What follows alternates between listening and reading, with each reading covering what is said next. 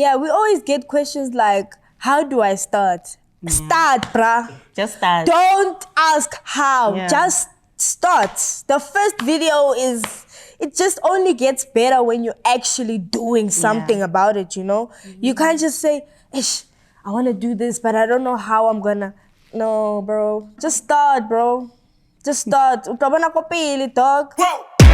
Who knew I would make it this far? They hated, they never believe me. Yeah, I would never drop the ball. I know I make it look easy.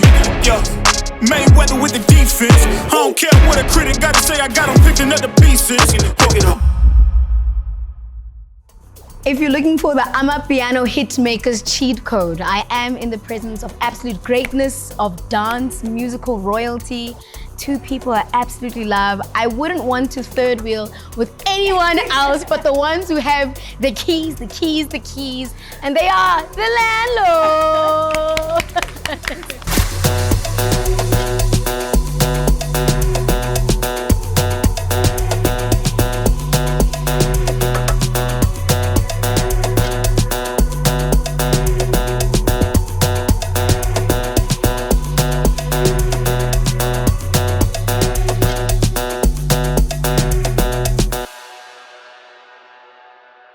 Maybe you know them individually. Kananelo Tlhogi. Timelang. Hello. Lekaiwa, baby. Also, why did you guys say hello in the same voice? Look, I want to know how this became a thing. Firstly, we're going to get into the nitty-gritty, and it wasn't the first question that I had, but it's just, I watched it happen, but I think people may not actually have context of how this came to be. Okay, so we were shooting a Netflix series, and then I saw her and I was like, wow, who's that? Kamalata. Then the rest was history. So, but what lim sebetsi? No. Why no clear hojol? No, tako bote. Next time she was like that, man. She was like that. Next time let's sponsor. Like she's too much. You see, I saw her dancing and I was like, oh, I know she's too much. And then at that time, she was like trying to get into Amapiano because it had just like come into the scene, you know? And 2019, yeah, I'm here. And then I'm like, let me teach you Amapiano. Let me show you the... And then I taught her Amapiano and then... now it's coming back to me. And then, yeah. We started working together. There's two sides to a story. Absolutely. There's three, actually. There's your side, there's Tlhogi's side, and there's the truth. So I'm hoping we are both... My side is the truth. Why wouldn't you want to believe me? No, I believe you. Let's hear. I mean, she's not far off, when it comes to that story of hers. We were working together on a Netflix show. I just wanted to be friends. I was like, friend. And I also admired her work very much. I was like, no, listen, this is someone who I'd want to be around. And then, yeah, we just realized that we work good together. And then, you know. Nah, that's not a lie. That's true. She's telling the truth. We work good together, and whatever we produce, individually, we're good at what we do, obviously. But like when we're together, it's a whole thing. So we had to just, take it up a notch. And fast forward 3 years later, here we are, which is really amazing. And I want to find out, especially because it's not easy. Again, you could say that dance is a hobby. There's people that can say they do dance and they dance in their pastime.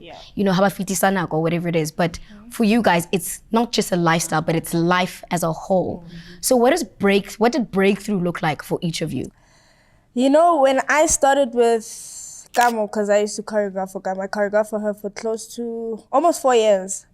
And when I started out with her, I really, just doing something without knowing where it's going to lead you, I didn't know where I'm going. I didn't have like a set goal or set dreams to say, this is what I want. Only 2 years later, when I started doing Jive, I realized that choreographing and working with other people is such a great thing. And I enjoy doing it so much and teaching people. So when I realized that, okay, this is the goal and this is what I want to do, that was just like, it was groundbreaking because it's just like, okay, now I know with my life. And coming out from Kamu's workspace and just being like, okay, now I'm taking it on as an individual without being without working for someone. I'm gonna do this independently and see how it goes. Last year was my first year as an independent person, and it went great. And this year's gonna be even bigger And better. Yeah. Kana, you? I mean, for me, it was ish.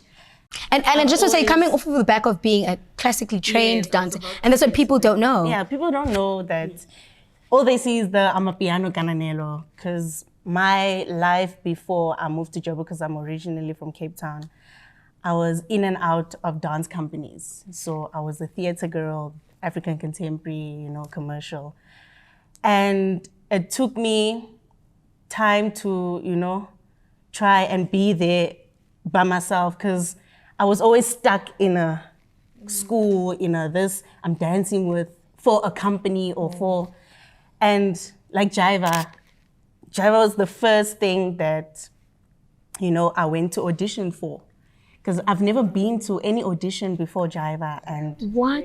yeah, because of the companies that I was part of, you weren't really allowed to do anything else. You had to finish so you can graduate, and then thereafter you can. So it was my first audition, my first actual audition, 2019. I still remember. I went there by myself. For Jiva, they came all the way to Cape Town. I was like, listen, I'm gonna make an excuse and say I'm sick or something at school, so I missed school to go for an audition.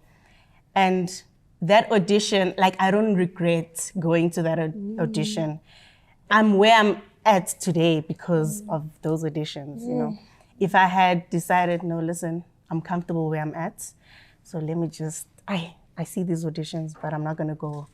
Things could have gone, I could have still been depressed there in Cape Town. But now I'm a lot of steps closer to, what I actually want for myself. So it was just a matter of taking a risk. Taking a risk. Yeah. We're all about taking risks. And I was never like that. Yeah. My personality is really if I'm comfortable, I'm comfortable.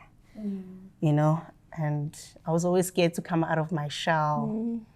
But I'm trying. When I met her, she changed my perspective about a lot of things. Yes. I don't know if you've met me. You met me before I met her. Yes, you did. You're very quiet. I was very quiet, and growing up, I wasn't that type of person. Obviously, things that happened throughout, led me to become more reserved. But for some reason, when I met her, it was a matter of coming out of your coming shell. out again, coming out of my shell again, because I was out and I don't know what took me back, but I just became a better person with her, around me. So I think that's what drew me closer to her also, because her confidence is, she steps into a room and already she's and I always wanted that for myself. I was like, why can't I be that person to walk in and just smile with everyone? And then, when I'm with her, at least. Things like interviews and stuff used to freak me out. It still does, but it's better than doing it alone, Doing it with her, she can jump in. Shout out. She can jump in and she knows my weaknesses and all of that. So, what was the question? No, you answered it to me. I know. No, 100%. And I feel like so many young people will be inspired because from the outside looking in, it just feels like talent on a screen, you record, you put out a video, it's viral, but they don't really understand the groundwork and the constant training that you guys are doing, that it's not just about clout, views, trending, going viral. That has nothing to do with that, but constantly about owning your journey. So for each of you, when it came to that point, that decision-making point where you go, I'm not playing small time anymore. I'm going to lead. I'm not just going to be a follower. How do you become a leader in the dance space and not just someone who fades into the background and just does trendy videos and that's it? When I came to the decision of saying I want to go independent, one thing that was running through my mind was my mother's prayers. And I was still in high school. And she'd pray at night and I'd overhear her and she'd say, Lord, make my children Tlhogi, not Musela, not Letsogo, not an I. So let them be leaders and create their own narrative. And when I was like sitting alone and just trying to figure out how I'm gonna do this, because you know, sometimes when you leave a workspace, you need to have a plan. You need to know where you're going, you know? And I didn't have a plan.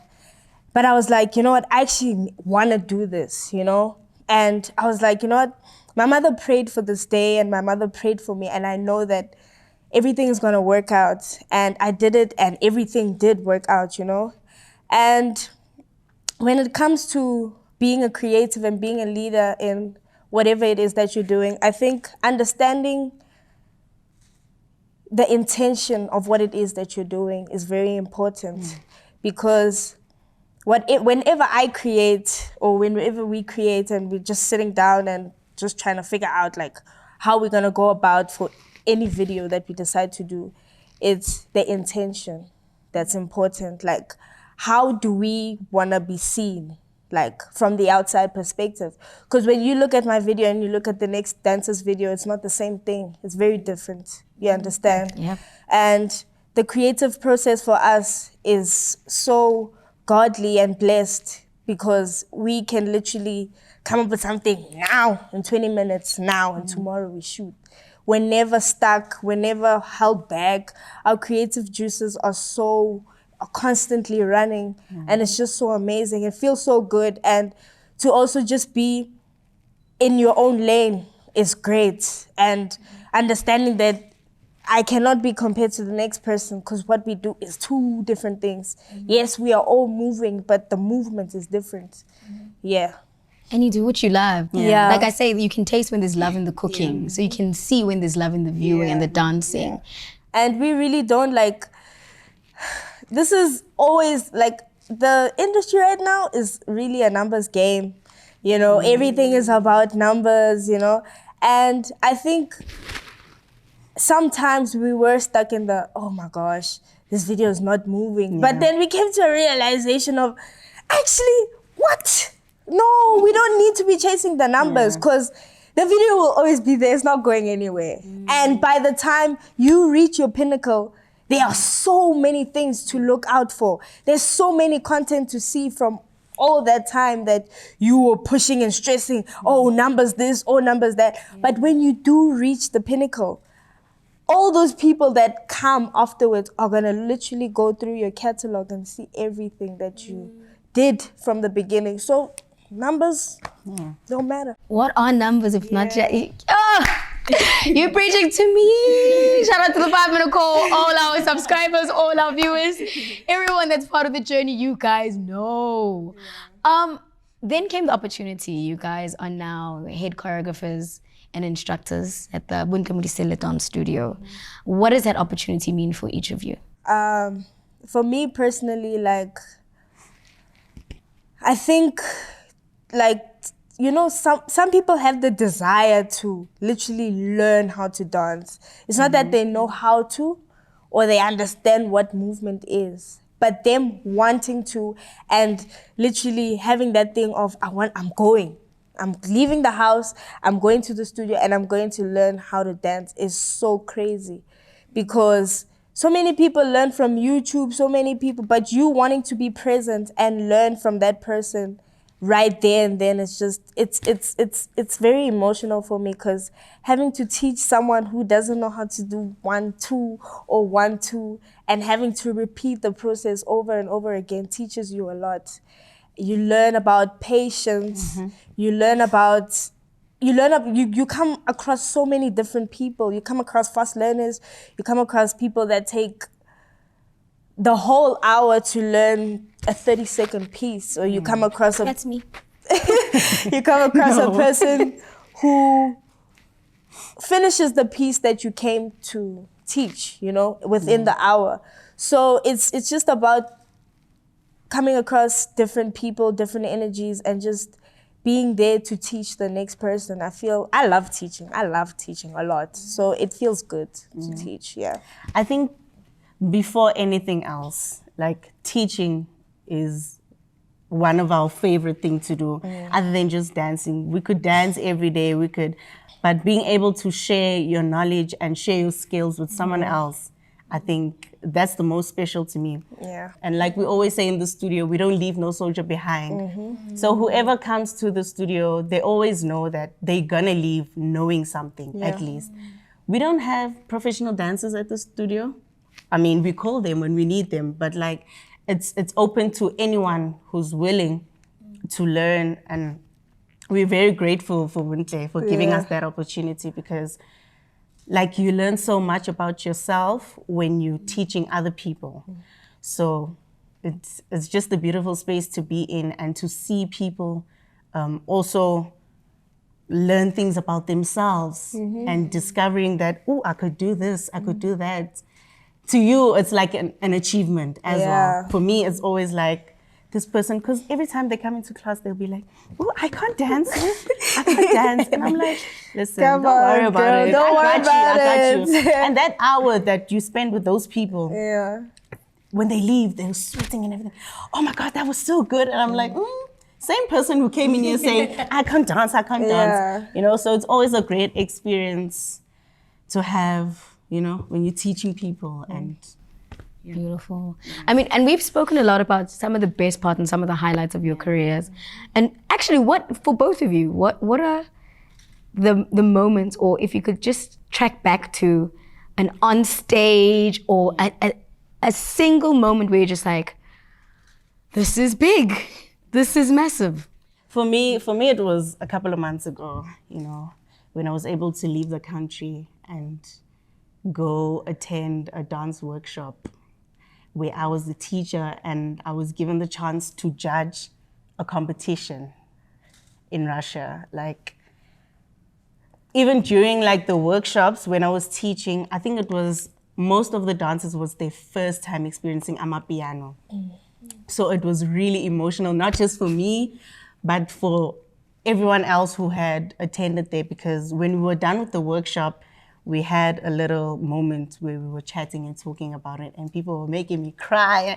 I was looking so dumb. There's pictures of me, you know, crying and all of that. But it was so beautiful, because I've always wanted to teach. Like we said, teaching is my first love. If there's anything, I love teaching dance. And the fact that I got an opportunity to go across the ocean, you know, and go teach. And I did it by myself. I left alone, and I was like, listen, God, I don't know where I'm going and what I'm doing there, but you know, you've got me. I know you've got me. And it was such a beautiful experience. Till this day, like, I can't forget about it. It was absolutely amazing. Yes. For me, I think, because I've always wanted to be seen in a different light, getting the first opportunity to choreograph, and not just for, like, it was a Netflix series, you know, like, it's global. And also, like, that thing gives you, like, it gives you acknowledgement, you know, like people seeing you for who you are, you know, and me just choreographing for that, also choreographing for Kamu. That was amazing to see the whole world doing things that come out of my mind, you know.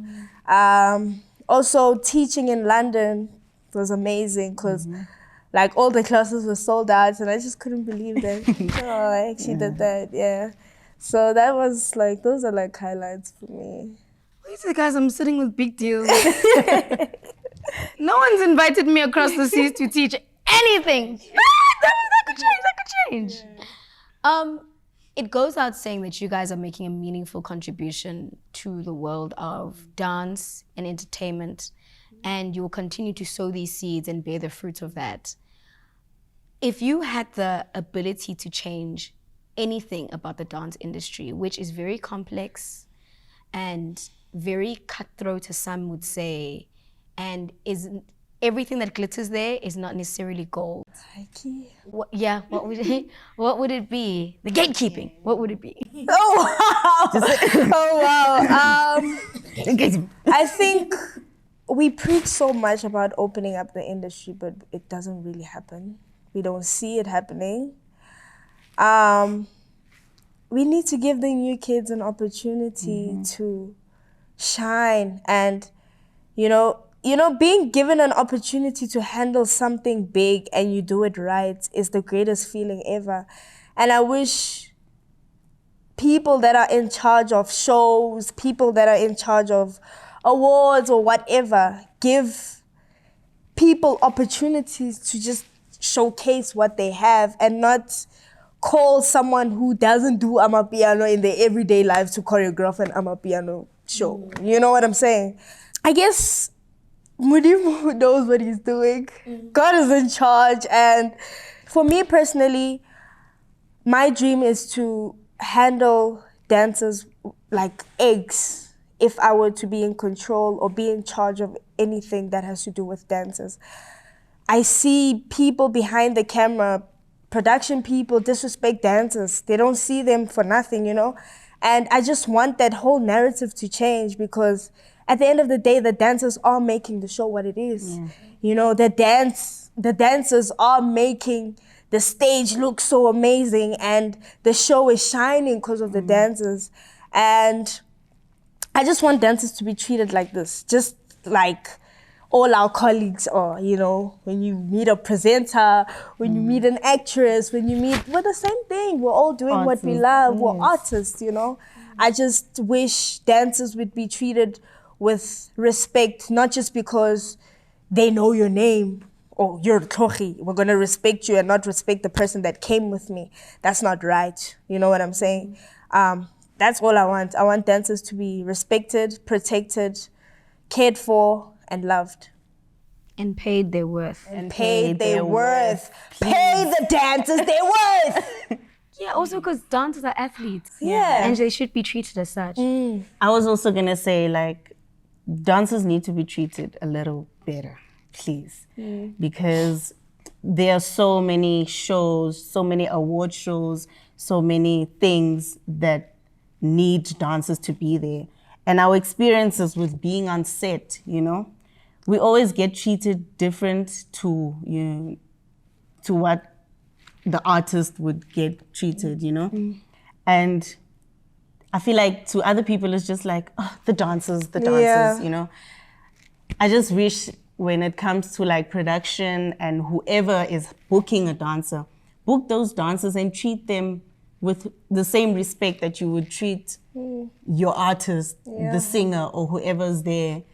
And yeah, it's just a thing of respect, man. Because you said it all. Yeah.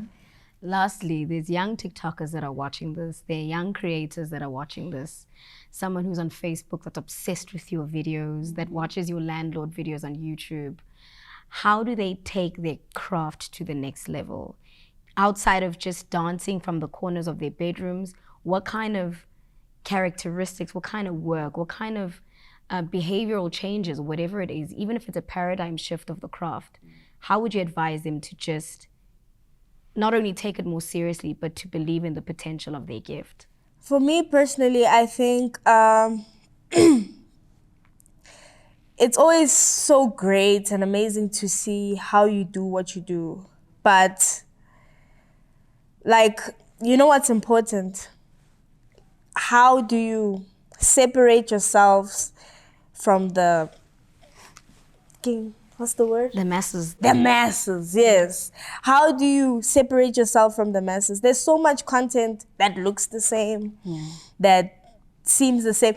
I mean, for us, I'm not happy with how our videos are. I'd love more quality. I'd love, you know, to be more cleaner. But starting is the most important part of it. We already started, we're getting somewhere, you know, and all those things are things that come gradually. I think don't rush your dream or don't rush what you want. Like, take your time, like, really, like, treat it well, like, pamper it.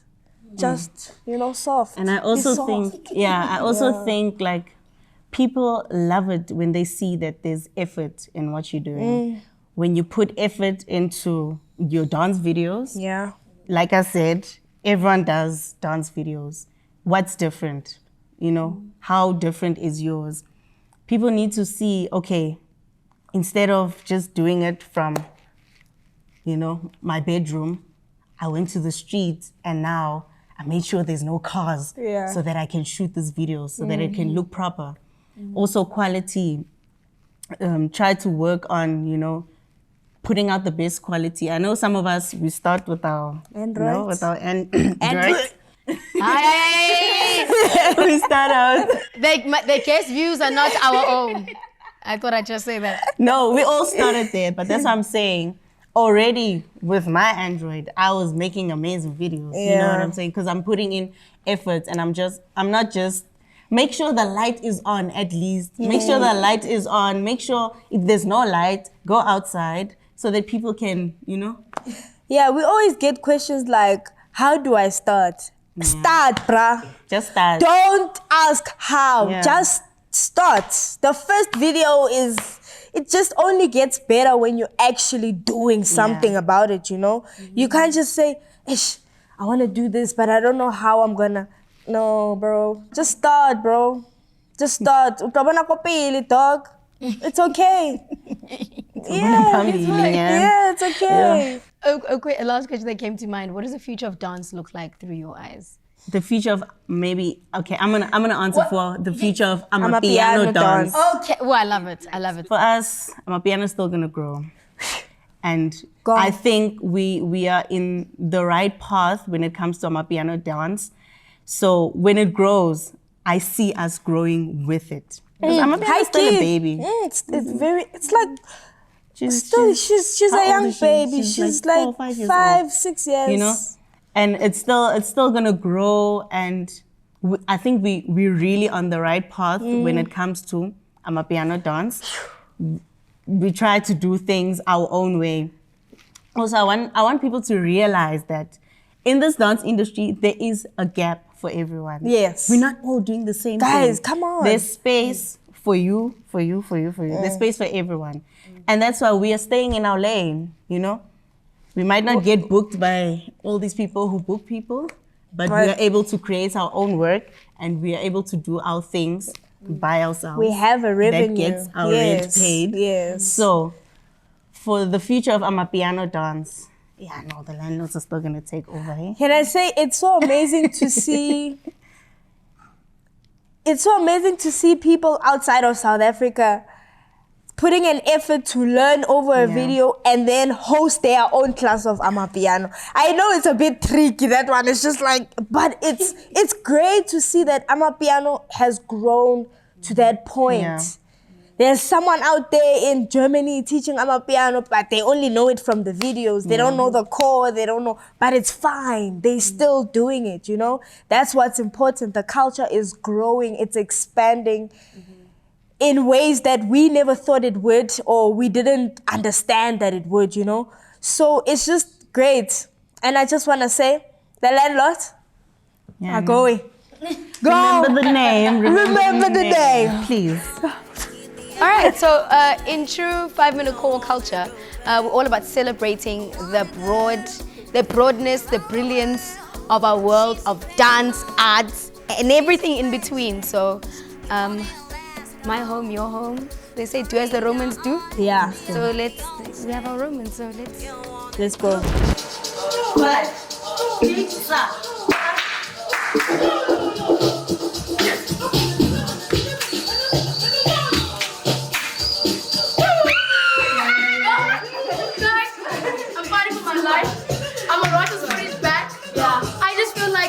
I did it. It's the job time.